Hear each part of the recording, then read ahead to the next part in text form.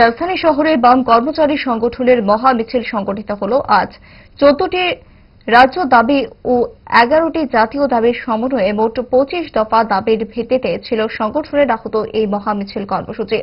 সংগঠনের রাজ্য ভিত্তিক দাবিগুলির মধ্যে রয়েছে বিভিন্ন সরকারি দপ্তরে শূন্য পদে দ্রুত নিয়োগ, শিক্ষক কর্মচারী নিয়োগ, আউটসোর্সিং নিয়োগ বাতিল, অনিয়মিত কর্মীদের নিয়মিতকরণ, বছরে 2 বার মহার্ঘ ভাতা প্রদান, বকেয়া ডিএ পরিশোধ করা, অষ্টম বেতন কমিশন গঠন। মিছিল শুরু হয় প্যারাডাইস চৌমুহনী থেকে। সেখান থেকে মিছিল ঘুরে শহরের নানা পথ। রাজ্যের শিক্ষক কর্মচারীদের এই দাবিগুলিকে মান্যতা দিয়ে রাজ্য সরকার সমস্যার সমাধানে উদ্যোগ নিক, এমনই জোরালো দাবি তোলা হয়েছে মহামিছিল থেকে। মহামিছিল কর্মসূচি নিয়ে সংবাদ মাধ্যমে কথা বলতে গিয়ে ত্রিপুরা কর্মচারী সমন্বয় সমিতির সাধারণ সম্পাদিকা মহুয়া রায় জানান,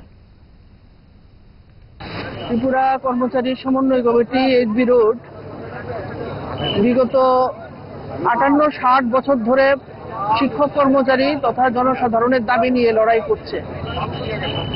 আমরা বিভিন্ন সময় বিভিন্ন সরকারের কাছে দাবি পেশ করেছি, কিন্তু 2018 সালে পর থেকে যে সরকারটা আমাদের রাজ্যে এসেছে, আমরা দেখেছিলাম এই সরকার নির্বাচনের আগে বিশেষ করে শিক্ষক কর্মচারীদের জন্য বহু প্রতিশ্রুতি তারা দিয়েছিলেন এবং সেই সমস্ত প্রতিশ্রুতি পূরণের ক্ষেত্রে এই বিগত 8 বছরে তাদের কোনো ভূমিকা নেই।